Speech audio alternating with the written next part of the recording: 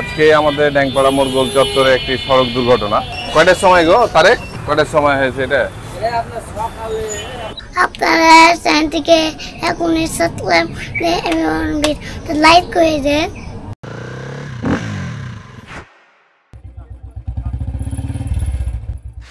আসসালামু আলাইকুম বন্ধুরা, আরো একটি নতুন ভিডিওতে আপনাদের জানাচ্ছি স্বাগতম। আজকে আমাদের ড্যাংপাড়া মোড় গোল চত্বরে একটি সড়ক দুর্ঘটনা। সেই সড়ক দুর্ঘটনা দেখাবো এর জন্য আর কি চলে আসলাম। আমাদের অনেক সুপরিচিত মতি কাকার হোটেল, যে হোটেলটি আর কি আজকে সকালবেলা দুর্ঘটনার কবলে পড়েছে। এই সামনে দেখতে পাচ্ছেন, চলুন আমরা হোটেলটি একটু দেখি কি অবস্থা, গাড়িটা কিভাবে আর কি অ্যাক্সিডেন্ট হলো। তো হচ্ছে আপনারা দেখতে পাচ্ছেন বালু বোঝাই ট্রাক। আসসালামু আলাইকুম। জি আলহামদুলিল্লাহ। কাকা কথা বলতে হবে? আচ্ছা যাই হোক, কাকা কথা বলতে চাচ্ছে না। তো আপনারা দেখুন আমাদের ড্যাংপাড়া মোড়ে যে হোটেলটি আর কি অবস্থানে। কয়টার সময় গো তারেক? কয়টার সময় এটা বলতে পারছি না রে। যা টাইম বলতে পারছো না, হলো হলো কয়টার সময় হয়েছে এটা? আপনার সকালে আপনার মোটামুটি 5টা দিকে। এটা সকালে লোকজন কি ছিল? লোকজন ওরা রান্না করছিল, একজনে ছিল আর একটা লোক ছিল। একজন লোক আহত হয়েছে ভাই, পড়ে গেল তলে, তো ওকে মেডিকেল নিয়ে এখানে টাকা আমাদের এখানে একটা লোক মানে রাতে থাকে কিন্তু, ঠিক আছে, সকালবেলা তো ওটা পুরোপুরি করে। ওই লোক ছিল, ওই আহত হয়েছে। হোটেলের একজন কর্মী ছিল হোটেলের ভেতরে, সে আর কি হোটেলের ভিতরেই ছিল। সকাল 5টার সময় আর কি গাড়িটা যখন ব্রেক ফেল করে আর কি, এখন কি ড্রাইভার ঘুমিয়ে গেছিল বলতে পারছি না। ড্রাইভার কি ঘুমিয়ে গেছিল নাকি?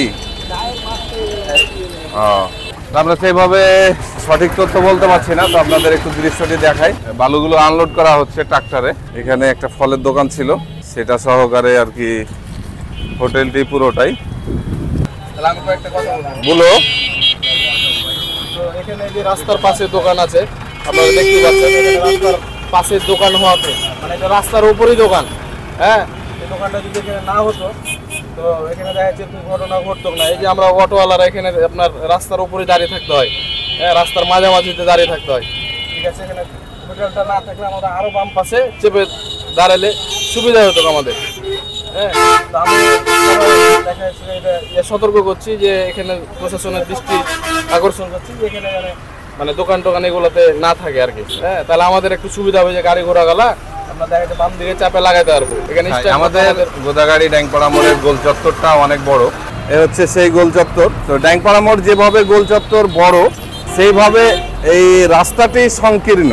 আমাদের যে হাইওয়ে এর ডানে বামে যে সকল দোকানপাটগুলো আছে, এইগুলো সংকীর্ণ করে দেওয়ার কারণেই আর কি আমাদের এই গোল চত্বরটা এখন আমাদের মুখের ওপরে বিস্ফোরণের মতন হয়ে গেছে।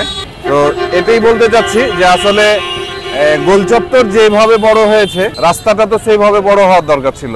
আসলে আমরা জনগণই খারাপ, যার কারণে আমরা ছাড়ছি না আমাদের জায়গা। আমরা জবরদখল করে আর কি যতদিন খেতে পারি, যেভাবে খেতে পারি এভাবেই চলছে আমাদের বাংলাদেশ। এজন্যই আর কি ওই আমার এক ছোট ভাই অটো চালায়, ও বলছিল আর কি যে আসলে আমরাকে দাঁড়াতে হয় হলো রোডের ওপরে। আসলে রোডের ওপরে যদি আমরা দাঁড়াই তাহলে পরে আদার্স আর গাড়িগুলো কোন পাশ দিয়ে পার হবে। তাই আর কি সে বলছিল যে আমি কিছু কথা বলবো, তাই বলতে দিলাম ওকে।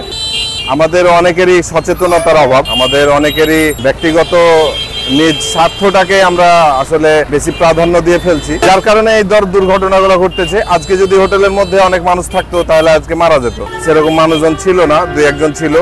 একজন পালিয়ে গেছে, আর একজন হয়তো কিছু দুর্ঘটনার শিকার হয়েছে, তাকে মেডিকেলে নিয়ে যাওয়া হয়েছে। তো যাই হোক, আজকের আমাদের ড্যাংপাড়া মোড়ের গোল চত্বরের দুর্ঘটনার চিত্র আপনাদের সামনে একটু তুলে ধরার চেষ্টা করলাম। এই হচ্ছে ড্যাংপাড়া মোড়ের দুর্ঘটনা কবলিত একটি স্থান, সেটা হচ্ছে গোদাগাড়ির সুপরিচিত মতি কাকার হোটেল, যে হোটেলে বিকেল হলেই হাজার হাজার মানুষ আর কি দাঁড়িয়ে চা খায়। চা অনেক ফেমাস গোদাগাড়িতে, যার কারণে আর কি এখানে দাঁড়িয়ে অনেক মানুষের চা খায়। তো সেই সময় যদি এই কাজটা হতো। রঙে যাচ্ছেন কিন্তু আপনি, রঙে পড়ে গেলেন। এখানে হীরা ভাই রঙে যাচ্ছে, তাই বলছিলাম। আচ্ছা, যেটি বলছিলাম যে এই ঘটনাটা যদি বিকালে হতো কিংবা সন্ধ্যের টাইমে হতো তাহলে আজকে কতগুলো মানুষ একসাথে দুর্ঘটনা কবলে পড়তো। আমরাকে সচেতন হতে হবে, আমরাকে জানতে হবে যে আসলে কোন স্পেসে কতটুকু জায়গা রাখতে হবে, কোন স্পেসে কতটুকু দূরত্ব বজায় রেখে আমাদের চলাফেরা করতে হবে, আমাদের দোকানপাট করতে হবে। আমরাই আমাদের সেই স্পেসটা ভুলে গেছি, যার কারণে এত সমস্যা। তো আমরা আমাদের জীবনকে প্রাধান্য দিচ্ছি না, আমরা শুধুই প্রাধান্য দিচ্ছি আমাদের বেসিক ইনকামকে। আমরা শুধু প্রাধান্য দিচ্ছি আমাদের সামনে কি করব, কিভাবে করব, এই বিষয়গুলো নিয়ে আসলে আমরা অনেক চিন্তিত যে আসলে আমাদের অনেক ইনকাম করতে হবে, আয় করতে হবে, কিন্তু আমাদের যে জীবনেরও একটা উদ্দেশ্য আছে। আমরাকে আল্লাহ তাআলা প্রেরণ করেছেন কি শুধুমাত্র খাওয়া দাওয়া আর এই সকাল হলেই সারাদিন ইনকাম আর রাত হলেই ঘুম, আবার পরের দিন সকালে।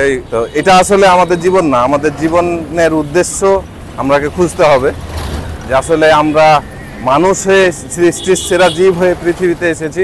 অতএব আমাদের সৃষ্টির সেরা কিছু কাজ করে যেতে হবে, যেটা আমাদের জন্য পাথেয় হবে। তো সর্বোপরি সর্বশেষ এই কথাটি বলতে যাচ্ছি যে আসলে আল্লাহ তাআলা আমাদের সঠিক বুঝদান করুক। আর আল্লাহ তাআলার অশেষ নিয়ামত যখন আমরা গ্রহণ করছি, অতএব আমরাকে সেই অশেষ নিয়ামতের শুকরিয়া আদায় স্বরূপ আল্লাহ তাআলা আমাদের যা আদেশ করেছেন সেটা আমাদের পালন করতে হবে, তাহলেই আমাদের জীবন সুখীময় হয়ে উঠবে। তো যাই হোক, আপনাদের সামনে অনেক বক করে ফেললাম। আমার এই ভিডিওগুলি দেখে আপনারা কমেন্ট বক্সে লিখুন, আপনাদের প্রত্যেকের কমেন্টগুলি মূল্যায়ন করার চেষ্টা করব ইনশাআল্লাহ। এই বলে আমি আজকের ভিডিও এখানে শেষ করে দিতে যাচ্ছি। বন্ধুরা, আপনারা যারা আমার এই ভিডিওটি এতক্ষণ ধৈর্য সহকারে দেখলেন, আপনাদের জানাই অনেক অনেক ধন্যবাদ এবং শুভেচ্ছা। সেই সাথে আরও একটি নতুন ভিডিও না আসা পর্যন্ত সকলকে আল্লাহ তাআলা ভালো রাখুক, এই বলে আমি এজে বাবু আপনাদের কাছ থেকে আজকে বিদায় নিচ্ছি। আল্লাহ হাফেজ। চ্যানেলটির সার্বিক সহযোগী Biswas glass and SS Thai aluminium, Dyeingpara মোড়, কোদাগাড়ি, রাজশাহী।